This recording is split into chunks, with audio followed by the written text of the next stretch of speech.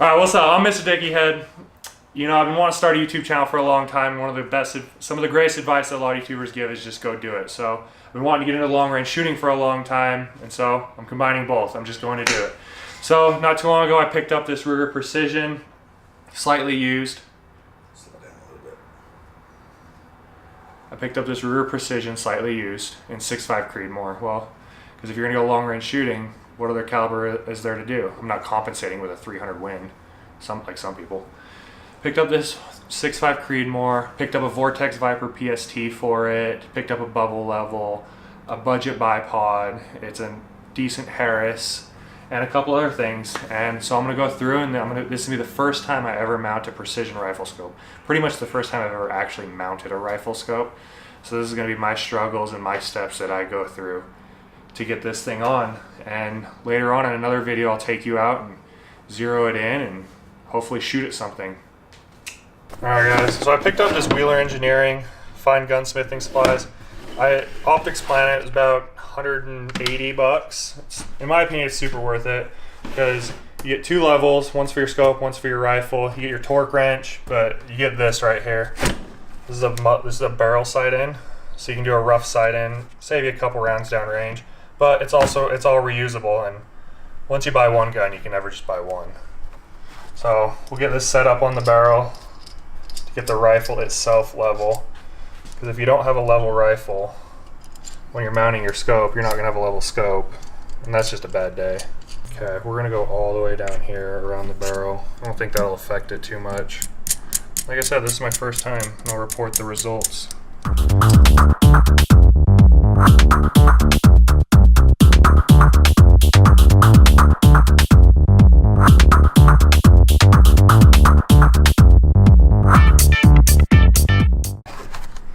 Double check it with this little magnet guy. Okay. So right there, the rifle is level. This fine tune down. This upper one you fine tune. Lock it all in place. My big meat claws out of the way. Alright, the rifle's locked in place. And the rifle is level. Alright, step one. Right, so these are Vortex precision rings, 30mm to match the scope, and I got the high ones. I'm 6'8". I'm a pretty big guy, so I got the high ones just to be safe. From what I understand, most guys, they enjoy having the high ones, especially on these chassis guns with the lower mount. It's kind of nice because it just keeps the bolt out of the way. So, let's see. What you want to do is just get the rings on there, and then we'll set the scope in it to adjust eye relief.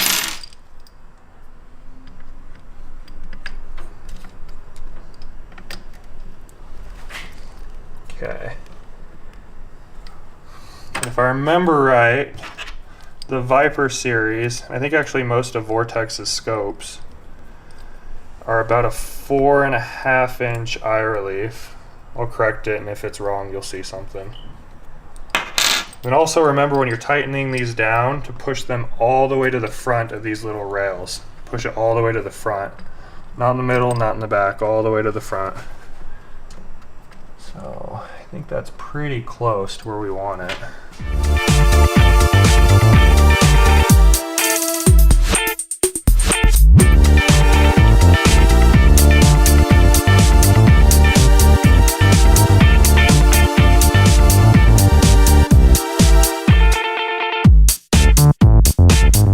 So I went with the Viper PST Gen 2. One thing I want to tell you about Vortex, they're really cool. 40% off to military, veterans, I believe fire and Leos too.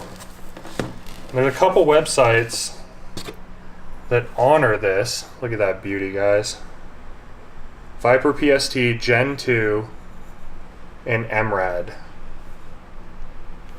The reason I went with that is because MOA, it just saves me clicks, honestly. That's really the only reason. I figured I'll learn how to use meters and centimeters just to save me clicks. But if you go to opticsplanet.com and call them up directly, they will honor the Vortex 40% off on all products. So next thing you do, tighten these up just a little bit. You don't need to Gorilla Tighten them just yet. We're not torquing them or anything like that. Double check your rifles still level. Unfortunately, I should have spent the extra 20 bucks to get the knob for this bipod, but we'll work with it. Wants to go everywhere but level. All right, that's good. Let me just stand back for a second, guys. I'm pretty excited about this. So after you do this, you don't have to. One thing is to keep these matched up. So make sure the top you took off of it goes back onto the top. But one thing I'm going to do, because I'm about to adjust my eye relief, is I'm just going to put the top caps back on just a little bit, just in case I bump it. I mean, it's an expensive scope, and I do not want it to get messed up. So just tighten them down just a little bit, just enough, just a few threads, that's all you need.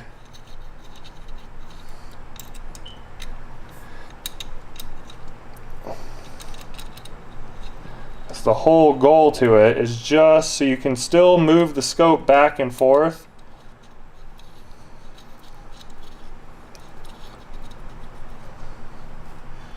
But you're not running a risk of it popping out and falling on the floor. With a Vortex, you're covered. But who wants to send their brand new scope back to the manufacturer? Make sure to match up your Vortex symbols.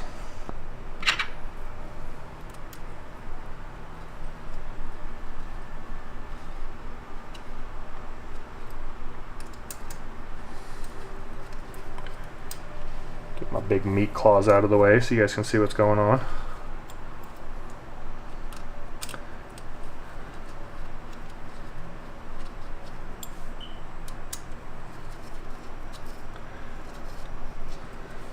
Alright, sweet. So the whole goal is to still be able to move the scope back and forth with a little bit of resistance. So your eye relief is essentially, if you look through a scope and it's not adjusted right, you'll see a black around the whole thing. You'll see less of the scope than you should. When you move, a silhouette, thank you. When you move back and forth, the silhouette gets smaller or more and more. Set that properly, you want pretty much no silhouette. So you want your length of pull already adjusted. I did that in the past. And all as you do, just get down to where you'll normally be shooting.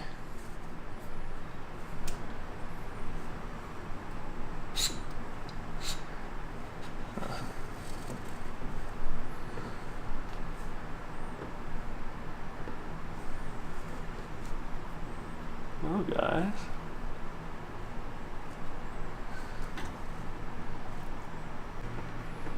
More towards the, there you go. Yep, there we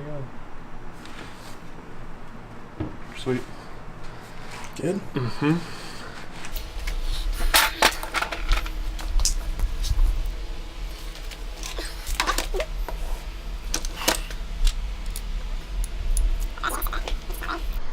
Alright, so now we're going to tighten the lower half to 45 to 50 inch-pounds. And as Vortex instructs, and anyone will tell you, push down and forward on them to make sure they're really seated in there.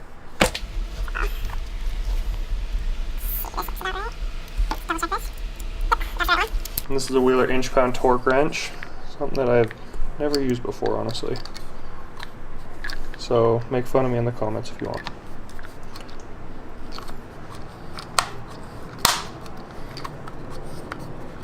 So I'm going to go to 30 inch-pounds on all of them at first. So you just twist it. Red line shows you the torque you're going to go to. Pull out. So I'm going to do this in a two-step process. I'm going to go to 30 inch-pounds, and then I'm going to go to the full torque on all of them.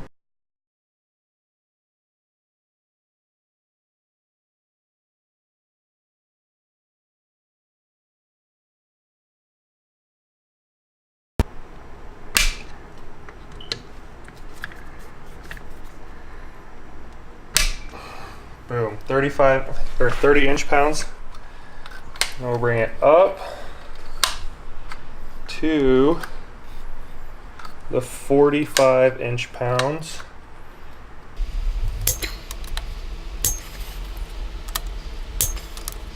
Alright, about 45 to 50 inch-pounds.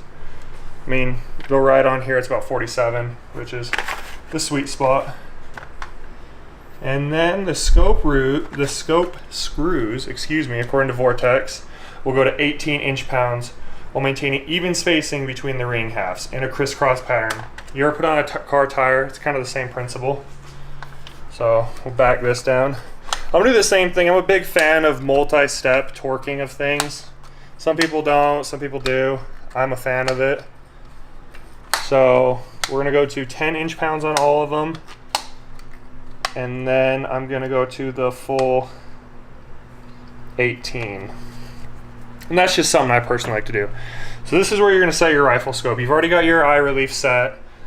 And then you've gotta make sure you made sure your rifle was level when you mounted this. So that's still mounted. Bring this into level.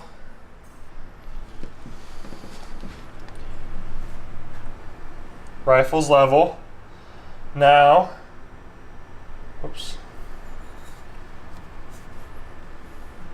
Oh, whoops, I'm fighting myself because I'm not thinking. Take your time on this, guys. Do it once, do it correct, and have a great day at the range.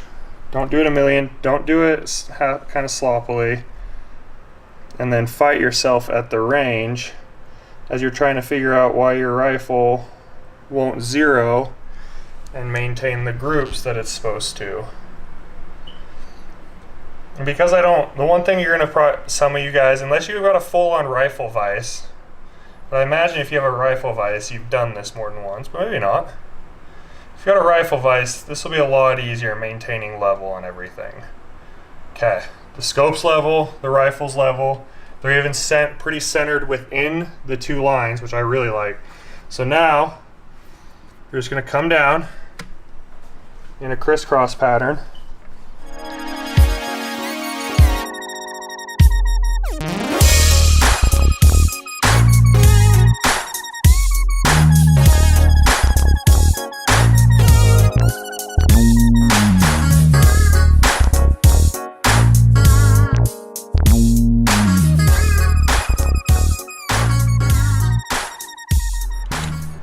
Crisscross pattern. The reason you want to do a crisscross pattern is it keeps the scope ring, same thing with your tire, it keeps things from binding up, because what will happen is you'll think you tighten one screw all the way down and you'll tighten another screw on the opposite side and you'll go back to find out that there's a whole bunch more slack because things started to bind up. So now we're at 10 pounds. Level still matches level. So now we're just going to go to the full 18.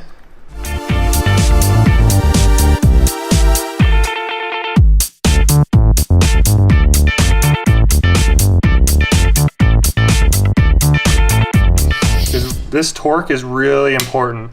I watched an interview with one of the Vortex guys that does a lot of the recalls and repairs and customer service. And the number one thing they said they took back scopes for is because people over torque them and crush their scope tube. I don't know about you, but I don't want to spend a bunch of money on a scope and have to immediately send it back. So buy one of these. You can get just this for I think around 50 bucks. That's got this, basically this together, maybe a couple other things. Super worth it, save you a ton of money, and it's way reusable. So we'll do one final check. Level. Let's say they're within tolerances. They're both pretty level. That's level. Yeah, I'll take it. That's not too bad for my first time. Some final words of thought. I got a couple more things to gussy this up. I got some Defender flip caps. Like I said, you spend a lot of money on a scope. You can use these that come with the scope, and they've got the little string thing in between. Ain't nobody got time for that. That's just spend, I mean, you can go the cheaper route or you can get the Defenders, your choice, but way faster, way nicer. And then when you're setting these rings up, I forgot to mention it earlier, make sure your bolt clears. That's the one thing, make sure your bolt clears. Some people have had problems with that or not noticed it, and all of a sudden their bolt's not clearing that I've known. And then one last word too. Any of you guys want to buy this? I got mine off of Sport Optics because they honor the military discount. I'm a veteran, but I've noticed that Sport Optics does have a little higher price than what I'm in Utah, so most of the sporting goods stores around me price this scope at $1,000. Vortex for military, Leos, and fire, I believe, is 40% off their website MSRP. And I think that puts you just over $800 to $850 for this scope. It's well worth it. Vortex is a killer name in the game. They've got that warranty that'll say you drop your scope, you get a new scope, just because of their no questions asked customer service first policies. And thank you guys for tuning in. I got a couple other accessories I'm going to throw on here. I've got a bubble level we'll throw on, but that's super easy. Screw it down. And I'm going to try out this sling. I've never, like I said, first precision rifle. I looked up what the professionals are using. Got me an Armageddon sling. Mount quick release for that. Thank you guys for tuning in. Let me know what you guys think. Anything I screwed up, can do better. Like, comment, share. Thank you.